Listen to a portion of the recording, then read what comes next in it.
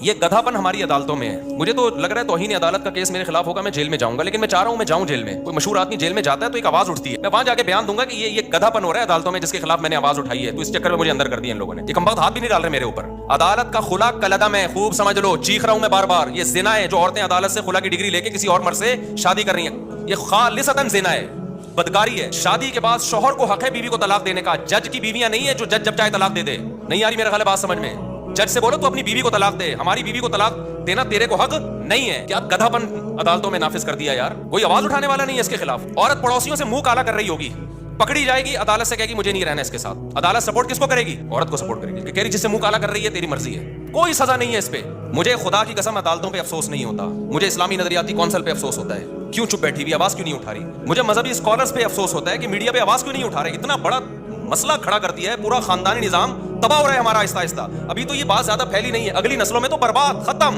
تو جج کو بولا کرو بھائی اپنی بیوی کو طلاق دے, تو ہماری بیویوں کو تیرے کو حق نہیں ہے.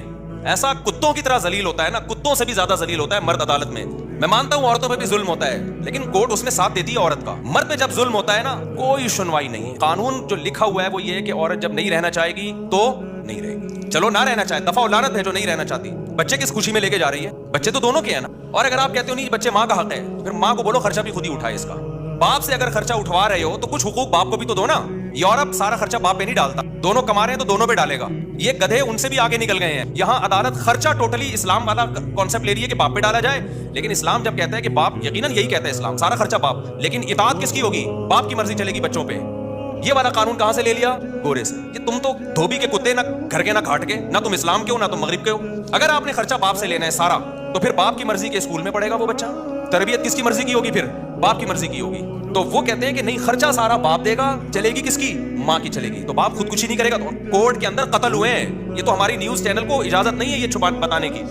کتنے کیسز ہو چکے ہیں کہ شوہر نے تنگ آ کر عدالت کے سامنے بیوی کو گولی مار کے ہلاک کیا ہے کہ یار اس عورت نے تو میرا جینا حرام کر دیا. ایک عورت کا پہلے زنا چکر چلا, مرد نے کہا چل تو نے خلا لے لیا, دفع ہو یہاں سے, بچے بھی لے گئی. پھر بچوں کو باپ کے خلاف ورغلا رہی ہے, اور خرچہ سارا کون دے رہا ہے؟ باپ.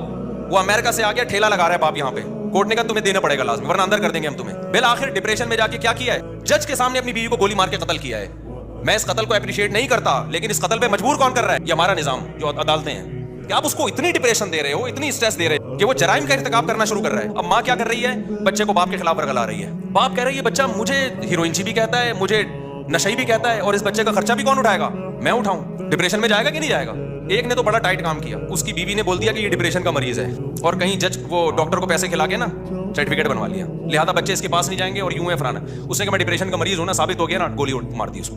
اس نے کہا میں تو ڈپریشن کا مریض ہوں بھائی, میرے پر کوئی کیس. دیکھو نہ اس عورت کا قصور ہے نہ اس مرد کا قصور ہے, قصور قانون کا ہے, اور اسمبلیوں میں بیٹھے ہوئے ان لوگوں کا ہے, اور ان مذہبی اسکالرز کا ہے جو اس پہ آواز نہیں اٹھا رہے. اور جج کی جب بیوی خود اس کو ترسائے گی نا کسی دن, تو اس کو ہوش آئے گا. جب یہ جائے گی نا کورٹ سے خلا لے گی, اور سارے بچے لے کے مارکیٹ سے شارٹ ہو جائے گی, اور پھر بچوں کو باپ کے خلاف صبح شام ورغلائے گی. تیرا باپ نشئی تھا, تیرا باپ زانی تھا, تیرا باپ فوش فلمیں دیکھتا تھا, تیرا باپ تو خرچہ نہیں دیتا تھا, اور پھر باپ خرچہ دے بھی رہا ہو کورٹ کے ذریعے, اور اس کو یہ پتا ہے کہ جس دن میں نے نہیں دیا تو اٹھا کے مجھے اندر کر دیں گے.